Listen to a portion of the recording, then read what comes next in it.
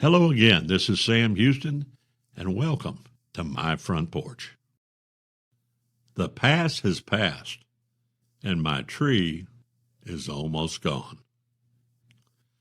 I explained in last week's column that I managed to squeeze a little time out of my schedule and make a road trip. I was in desperate need of a little time alone where I could let my mind drift and think about some issues which had been troubling me. Some were work-related, some were personal, and I think some were simply needing to clear my head from the hustle and bustle of everyday life.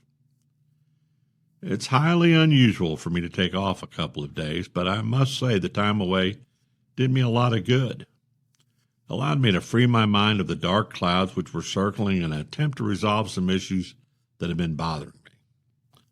One of those issues, I had not been to the graveside of my parents or grandparents for quite some time. The exact date of the last trip was a little unclear, but I think it was between 7 and 8 years ago.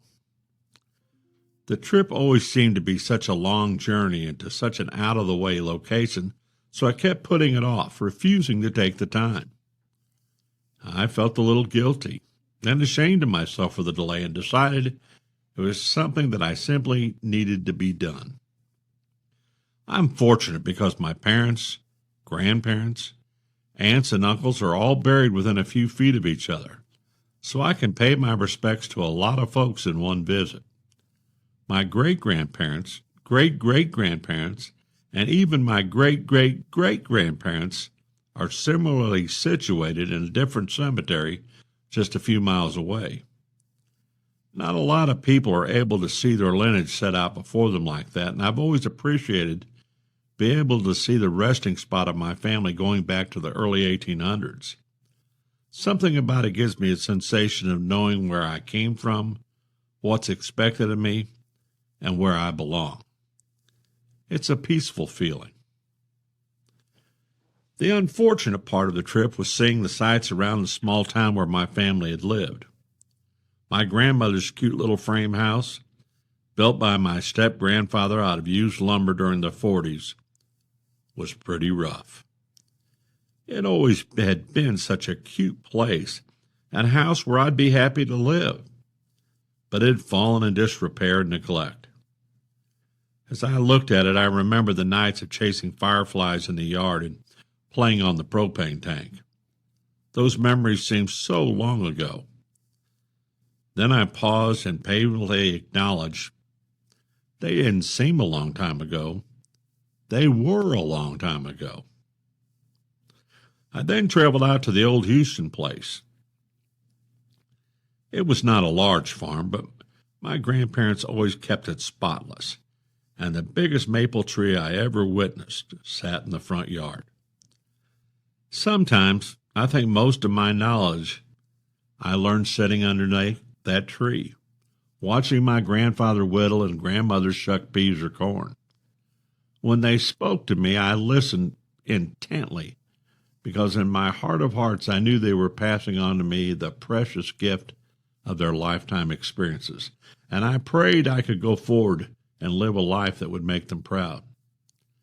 The view from under that shade tree and across the sloping pasture was wonderful.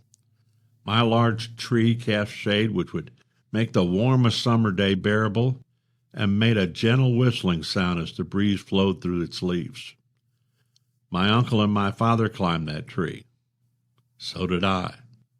So did my son.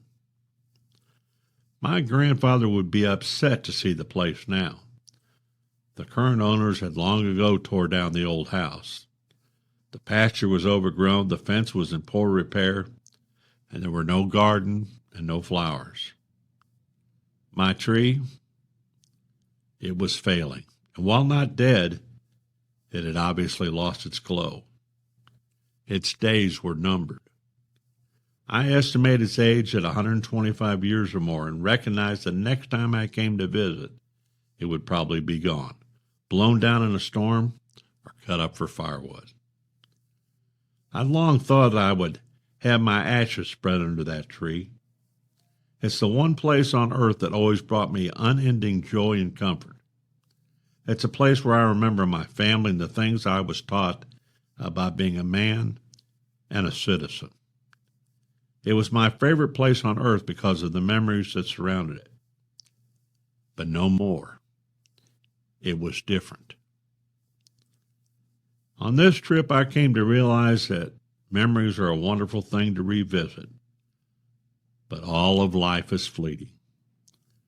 Enjoy events as they happen and relish the joy of today, because tomorrow they will all be but a memory and gone with the wind.